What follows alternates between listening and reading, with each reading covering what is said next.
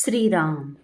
साधक हो, सध्या आपण सोमवार ते शनिवार श्री ब्रह्मचैतन्य गोंदवलेकर महाराज यांच्या परंपरेतील साखरखेर्डा येथील संत परमपूज्य श्री प्रल्हाद महाराज यांचे श्री देवीदास अमृत मोहोरीला लिखित संक्षिप्त चरित्राचा आस्वाद घेत आहोत. तसेच रविवारी श्री महाराजांच्या काही भक्तांचे अनुभव ऐकणार आहोत.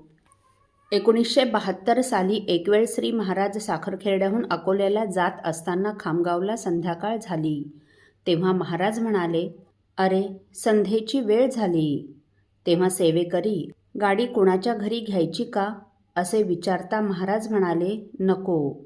पुढे म्हणाले, अरे इथे कुठे गुरुद्वारा आहे ना? तेव्हा सेवेकरी, हो महाराज, जवळच गुरुद्वारा आहे असे म्हणाला. तेव्हा महाराज म्हणाले, आपण गुरुद्वारात जाऊन तिथेच संध्या करू. तेव्हा जीप गाडी गुरुद्वारात घेण्यात आली. श्री महाराजांची गाडी आलेली पाहून गुरुद्वारातील 2-3 शीख सेवेकरी श्री महाराजांना सामोरे आले.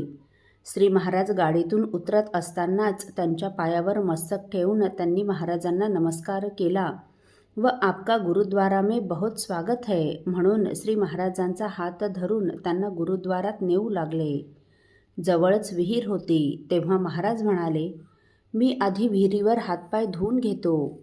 महाराजांनी विहिरीवर हातपाय धुतले, चूळ भरली. नंतर शीख सेवेकरी महाराजांना घेऊन गुरुद्वारात आले. महाराजांनी गुरुग्रंथ साहेबाला साष्टांग दंडवत घालून नमस्कार केला. तेव्हा ही सर्व शीख सेवेकरी मंडळी श्री महाराजांना नमस्कार करून म्हणाली, महाराज जी, आपके आने से हमें बहुत आनंद हुआ है, हम आपकी क्या सेवा करें?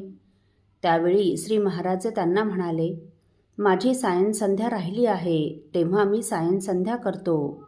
श्री महाराजांनी परत विहिरीवर जाऊन हातपाय धुतले व सोवळे नेसून गुरुद्वारात सायंसंध्या केली. नंतर गुरुग्रंथ साहेबाला परत नमस्कार करून त्यांनी आपला नित्याचा वेश परिधान केला व सर्वांना हात जोडून अभिवादन करीत श्री महाराज तेथून जाण्यास निघाले. तेव्हा तेथील शीख सेवेकरी मंडळींनी श्री महाराजांना नमस्कार केला व त्यांचा हात धरून त्यांना जीप गाडीपर्यंत घेऊन आले. श्री महाराजांना हात धरून गाडीत बसवले व श्री महाराजांना हात जोडून म्हणाले, महाराज जी, आपके गुरुद्वारा में आने से हमें बहुत खुशी हुई. इधर फिर कभी आए तो अपने गुरु महाराज जी का मंदिर समझकर गुरुद्वारा में जरूर आना. असे म्हणून व अत्यंत आदरपूर्वक हात जोडून श्री महाराजांना त्यांनी निरोप दिला. श्री महाराज अकोल्याला जाण्यास निघाले. असो. मधुकरराव भिते नावाचे एक गृहस्थ मेहकरला राहत असत. त्यांना श्री महाराजांचा अनुग्रह होता. त्यांचा स्वभाव पहिल्यापासूनच थोडा लहरी होता.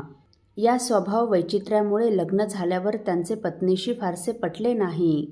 पुढे दोघांची सारखी भांडणे होऊ लागल्यामुळे त्यांनी पत्नीला माहेरी पाठवून दिले व ते श्री महाराजांकडे आले. काही दिवस महाराजांकडे राहिल्यावर एक दिवस ते महाराजांना म्हणाले, महाराज, मी माझं घरातील सर्व सामान घेऊन इथे येतो. ते सर्व सामान आपणास देतो व कायमचा आपल्या सेवेत येऊन राहतो. त्यावेळी श्री महाराज त्यांना म्हणाले, अरे बाळ, तुझ्या इथे येण्यास माझी काहीच हरकत नाही, परंतु इथे राहून तुला अखंड जप उपासना करावी लागेल. त्यावर तो हो महाराज म्हणताच महाराज पुढे म्हणाले, आणि तू जे सामान आणायचं म्हणतोस ना, त्या घरगुती सामानाची महाराजांना काहीच आवश्यकता नाही.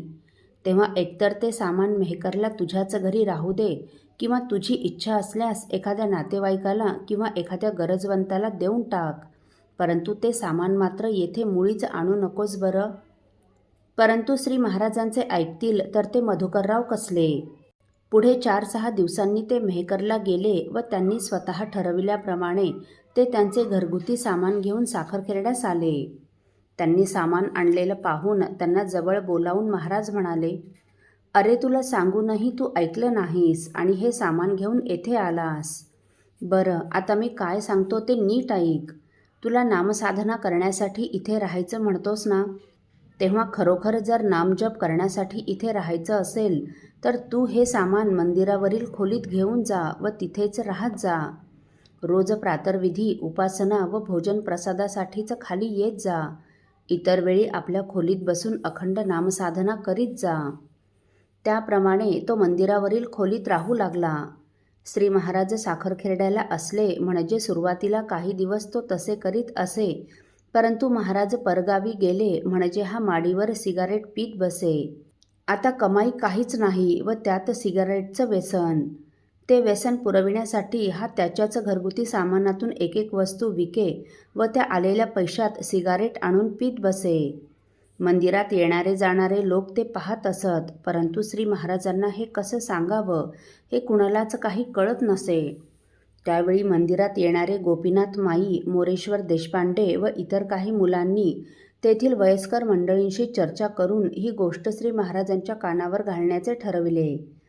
त्यासाठी एक दिवस ही सर्व मुले मंदिरात आली व थोडा निवांत वेळ पाहून महाराजांना नमस्कार करून म्हणाली, महाराज, आपण ज्या गृहस्थाला माडीवर राहण्यास ठेवले आहे ना, ते उपासनेला तर येत नाहीतच, परंतु गच्चीवर सिगारेट पीत सारखे फिरताना दिसतात.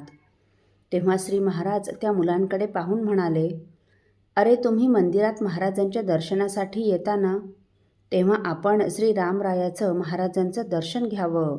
येथे उपासना, भजन, जप करावा. आपण त्यांच्याकडे लक्ष देऊ नये, राम पाहतील त्यांच्याकडे. पुढे मधुकररावने एक एक करून सर्व सामान विकून टाकले व एक दिवस ते साखरखेर्डा सोडून निघून गेले. पुढे श्री महाराजांना हे कळले तेव्हा महाराज म्हणाले, पूर्व पापे सद्बुद्धी ती अंतरी वसेना. उपासना, भजन, पूजन, नाम, साधना इत्यादी करण्याला सर्व परिस्थिती अनुकूल असतानाही पूर्वार्जित पापामुळे मनुष्याला तशी बुद्धी होत नाही. पुढे म्हणाले, ज्याच्या दैवी असेल तो भजन करील रामाचं. असो रामाची इच्छा. असो. साधक हो, परमपूज्य श्री प्रल्हाद महाराजांच्या व श्री अवधूतानंद स्वामी महाराजांच्या परमकृपेने तीर्थस्वरूप अण्णाजी माई यांनी साधलेला अंतकाळ आपण पुढील भागात ऐकणार आहोत. श्री राम समर्थ. आपल्यातील कोणा श्रींच्या भक्तांना श्रींचे काही अनुभव आले असतील तर कृपया आपण मला ते 9422843253 अथवा सुनील दादांच्या 9892608401 या व्हॉट्सअप नंबरवर कळवावेत अशी नम्र विनंती. श्री राम समर्थ.